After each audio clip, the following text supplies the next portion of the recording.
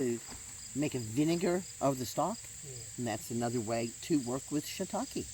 Shiitake is an adaptogen that is reasonable enough in price that if you are concerned about heart health in any way at all, then it's probably a good adaptogen to become friendly with. Right? You can keep a jar of shiitake powder like your mom kept a shaker with powdered sugar in it. You have one with shiitake powder, and you just put the shiitake powder on everything. You can even have it in a like a salt shaker at the table, so that you can shake it onto your food. At the first inkling that I got that I might be dancing with cancer, I started working with adaptogenic mushrooms. One of the things that isn't listed in your list of things that they do that I know that adaptogenic mushrooms do, and maybe not all adaptogens, but the adaptogenic mushrooms for sure, is they prevent the spread of cancer.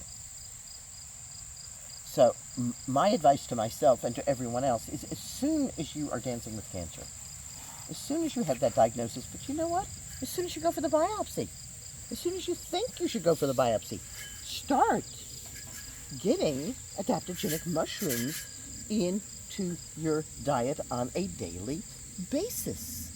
Now, there are a lot of ways to do this, and it can be rather daunting to try to figure out, whoa, okay, how do I do this? But here's an interesting thing about mushrooms. It's somewhat true of plants, but it is majorly true of the mushrooms. If reishi does 4, which is giving it a value, and shiitake does 3, it's just a value. I'm just making it up. It has no bearing on real life at all. Together they do not 7, but 14.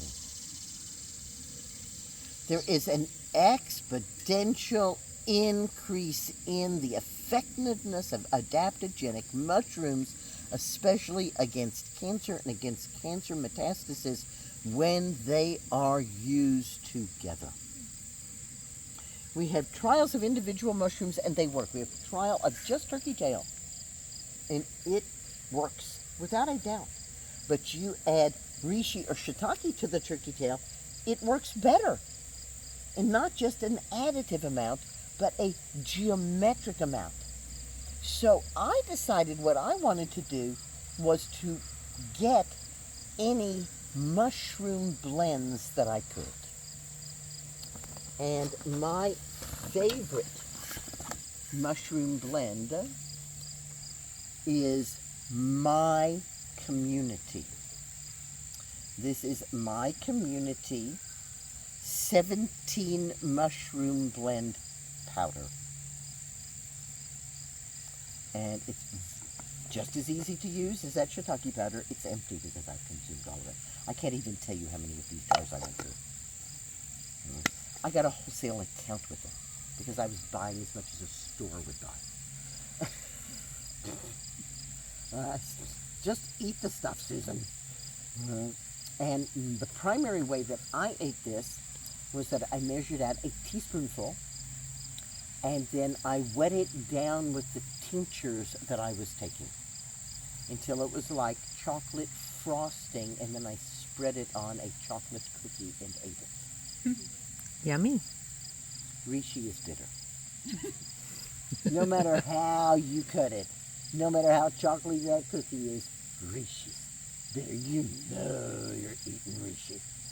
Okay, this has chaga, maitake, reishi, cordyceps, blazai, enokitake, messima, lion's mane, turkey tail, oyster mushroom, artist conch, ganoderma, agarikon, amadou, shiitake, birch polypore, split gill polypore. And some of these are the actual mushrooms, and some are the mycelium. What's the difference?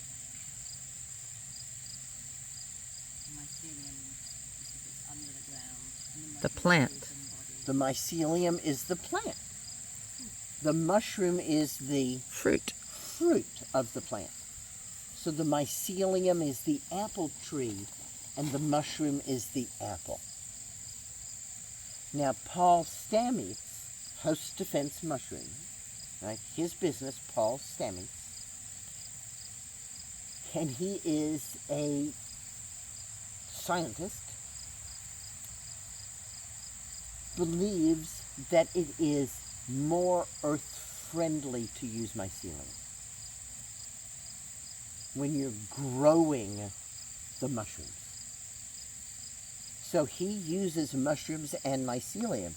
We have mycelium, mycelium, mycelium, mycelium, mycelium, mycelium, mycelium, mycelium, mycelium. Every single one of these 17 is mycelium. What that means is that the mycelium, which is generally grown on oat grass, has more beta-glucans. And the opposing firm, and they very much set themselves up as in opposition to Paul, is called real mushrooms. You can see even by their name. Right? He doesn't sell real mushrooms. He sells mycelium. And thus you have beta-glucans. And we have alpha-glucans, gang. They're just about the same.